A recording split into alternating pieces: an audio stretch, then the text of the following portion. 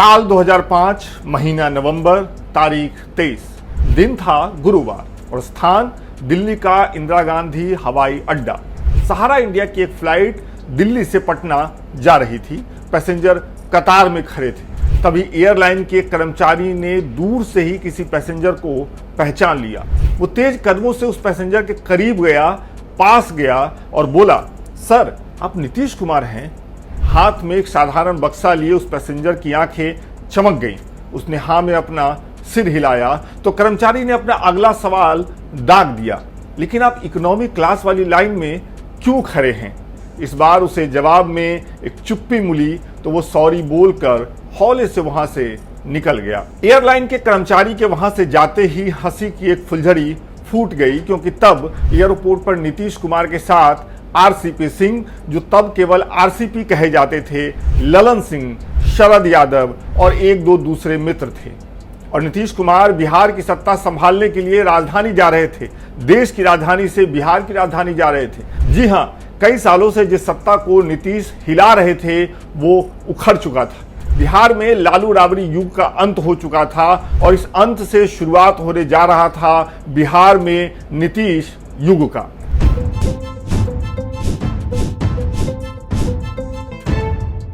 नमस्कार, हमारा नाम है विकास कुमार और किस्से कहानियों की ये अपनी एक दुनिया है। अपना चैनल है, यहाँ मेरी कोशिश होती है आपसे बतियाने की। माध्यम होते हैं कुछ नए पुराने किस्से। आप इन किस्सों से जुड़ जाते हैं तो मज़ा दुगना हो जाता है। अपना प्यार यूं ही बनाए रखिए, मैं तो कहूँगा कि बढ़ाए रखिए, ताकि मैं आपके लिए यहाँ पर और भी बहुत कुछ ला सकूँ। तो आज के किस्से को आगे बढ़ाते हैं। नीतीश जब दिल्ली से फ्लाइट में बैठे थे तो केवल उनके साथ उनके कुछ दोस्त यार थे, गिनती के लोग थे। इनके नाम मैं ऊपर आपको बता चुका हूं, लेकिन करीब 2 घंटे बाद जब वो पटना एयरपोर्ट से बाहर निकले तो उनके सामने एक बड़ा जनसैलाब खड़ा था। नीतीश कुमार जिंदाबाद के नारे लग रहे थे। नीतीश कुमार बिहार के अगले नेता हैं, ऐसी नारेबाजी हो रही थी। उन तक पहुंचने के लिए लोग आपस में धक्का मुक्की कर रहे थे। पुलिस प्रशासन ने किसी तरह नीतीश और उनके साथियों को एयरपोर्ट से गाड़ी में बिठाया।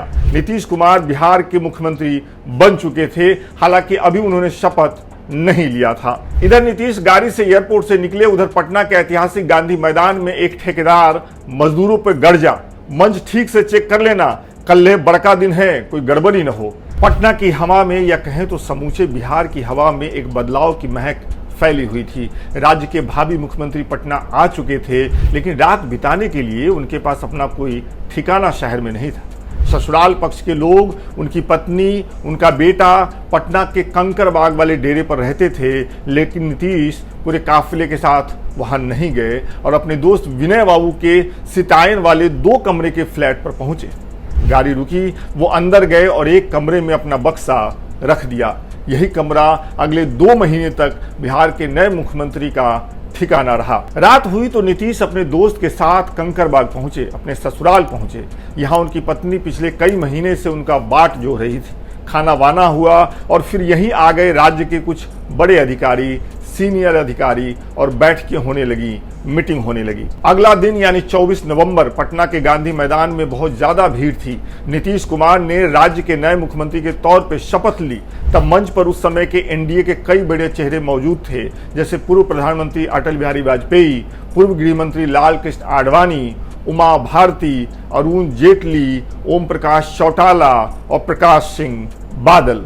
तब जो एनडीए हुआ करता था उसके स्टार कास्ट यही लोग थे, यही नेता थे। जिस मंच से नीतीश शपथ ले रहे थे उसके ठीक नीचे दाहिनी तरफ वीवीआईपी लोगों के बैठने का इंतजाम था और वहीं बिहार के नए मुख्यमंत्री नीतीश की पत्नी मंजू अपने बेटे के साथ बैठी थी और अपने पति को मुख्यमंत्री पद की शपथ लेते हुए देख अपने पिछले दुखों को आंसुओं की मदद से बहाने में लगी हुई थी। कार्यक्रम खत्म हुआ तो मंजू अपने बेटे को लेकर वापस अपने पापा के कंकरबाग वाले डेरे पर आ गई और नीतीश बिहार के सचिवालय भवन पहुंचकर धूल झरवाने लगे, साफ सफाई करवाने लगे।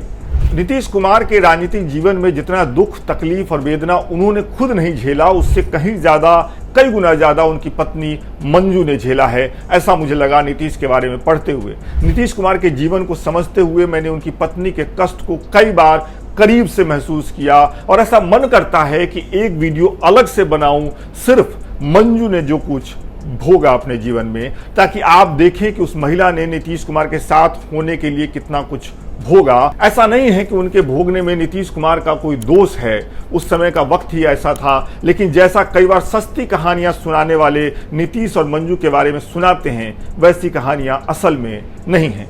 खैर, अब नीतीश कुमार बिहार के आधिकारिक मुख्यमंत्री बन चुके थे, लिहाजा उन्हें मुख्यमंत्री का आधिकारिक घर भी तो मिलना चाहिए था, उन्हें सरकारी बंगला भी मिलना चाहिए था। लेकिन मिलता कैसे, जब उस बंगले में अभी तक राज्य के 2 पूर्व मुख्यमंत्री लालू प्रसाद यादव और उनकी पत्नी, जो अभी अभी मुख्यमंत्री पद के पद से हटे हैं, राबड़ी देवी, माफ करिएगा, जमे हुए हैं। मुझे याद है तब के अखबारों में रोज हेडलाइन छपती थी, आज भी बंगला खाली नहीं हुआ, अभी भी मुख्यमंत्री आवास में लालू राबड़ी जमे हुए हैं। खैर, नीतीश इस झमेले में नहीं पड़े, वो तो लग गए अपने काम में। अपने दोस्त के जिस फ्लैट के एक कमरे में उन्होंने अपना बक्सा रखा, वही सीएम का आवास हो गया, वही मीटिंगें होने लगी, वहीं से रोज मुख्यमंत्री अपने सचिवालय दफ्तर जाने लगे। नीतीश तो अपने काम में लग गए, लेकिन उनकी पत्नी अपने काम पर फोकस नहीं कर पा रही थी, क्योंकि तब पटना के यारपुर में स्थित कमला नेहरू विद्यालय में वो पढ़ाती थीं, टीचर थीं। कुछ दूर रिक्शे से तो कुछ दूर पैदल जाती थीं, और मीडिया के कैमरे तब आ गए थे और हर जगह उनका पीछा करते थे, उनका इंतजार करते थे। वो जल्दी से जल्दी अपने बच्चे के साथ, अपने पति के साथ मुख्यमंत्री के आधिकारिक घर में शिफ्ट होना चाह रही थी, लेकिन ऐसा होता हुआ उन्हें दिख नहीं रहा था और वो परेशान थी। अपनी पत्नी की इस बेचैनी को खुद नीतीश भी समझ रहे थे, लेकिन वो कुछ कर नहीं पा रहे थे। बंगले में शिफ्ट होने की तारीखें रोज बरोज बढ़ रही थी। तब नीतीश रोज शाम में अपना काम खत्म करने के बाद अपने ससुराल वाले डेरे पर, जो कि कंकड़बाग में था, वहां अपनी पत्नी और बच्चे से मिलने जाते, साथ में रात का खाना खाते और सोने के लिए अपने 2 कमरे वाले फ्लैट, जिसमें उनका कमरा एक ही था, वहां पहुंच जाते। ये सिलसिला कोई 2 दिन, 10 दिन, 20 दिन नहीं चला। लगभग 2 महीने बाद बंगला खाली हुआ। उम्मीद बधी कि अब नीतीश कुमार अपने परिवार के साथ बंगले में प्रवेश कर जाएंगे, मंजू अपना घर बसा सकेंगी। लेकिन तब अधिकारियों ने कहा कि अभी बंगला इस लायक नहीं है कि सीएम साहब अपने परिवार के साथ वहां जा सके।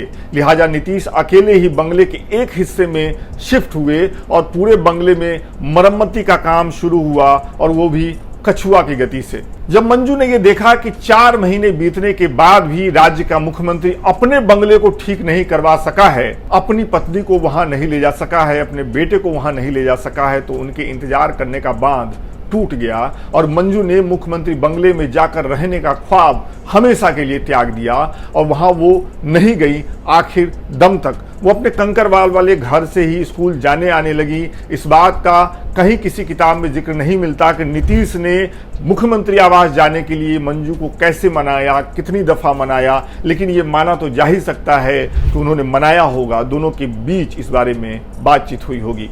खैर, नीतीश के मुख्यमंत्री बनने के करीब 1.5 साल बाद 15 मई 2007 को मंजू इस दुनिया से हमेशा के लिए चली गई। उन्हें टीबी की बीमारी थी। इस दिन नीतीश खूब रोए, फफक फफक कर रोए। शायद वो रो कर अपनी पत्नी को अभी भी मनाने की कोशिश कर रहे हों कि आओ सीएम आवास में रहो, लेकिन वो तो सीएम आवास इस दुनिया से बहुत दूर जा चुकी थी। मुझे नहीं पता आप इस कहानी को कैसे ले रहे हैं, लेकिन मुझे ये समझ में आया कि अपनी प्रोफेशनल जिंदगी में कामयाब होने के लिए अपनी निजी जिंदगी को तबाह करने से बचना चाहिए। आप जिस किसी से भी प्रेम करते हैं उसे अपने प्रेम का आभास भी कराते रहना चाहिए। आज के लिए इतना ही।